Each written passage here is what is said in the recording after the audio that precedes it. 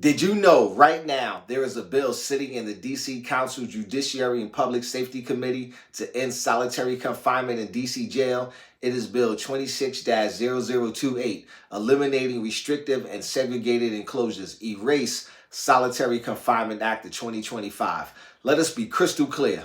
Solitary confinement is not rehabilitation. It is harm. It breaks people down mentally, spiritually, and physically. National health experts from the American Psychological Association all the way to the National Alliance on Mental Illness have all confirmed what we already know. Isolation kills.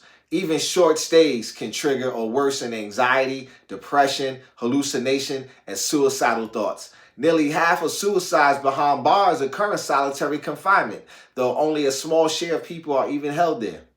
Those who survive carry lifelong trauma that makes re-entry even harder. Here in Washington, D.C., the story is the same. In 2021, people at D.C. jail spent an average of 49 days in segregated housing, more than 3 times the United Nations 15-day threshold that marks torture. Yet, the Department of Corrections still does not consistently report how long people are isolated or who is most affected. The lack of transparency hides a crisis that demands action. Solitary confinement does not even fall equally. It hits Black communities the hardest. Nationally, nearly 9% of Black men have experienced solitary confinement, compared with barely 1% of white men.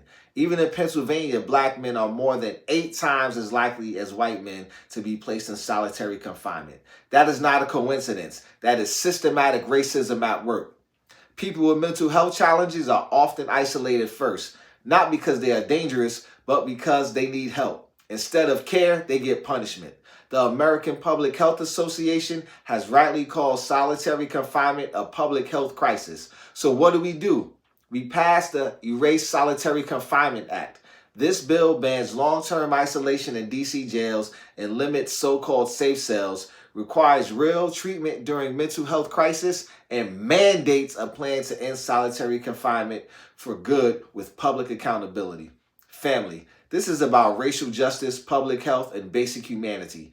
True safety comes from connection, care, and accountability, not silence and despair. Let us end this harmful practice and choose healing, restoration, and justice. I urge the DC Council to pass the Erase Solitary Confinement Act and fully fund its implementation. The time to act and to lead is now. You can send a letter to council to support this by clicking the link in my bio or the caption of this video. Let's get to work.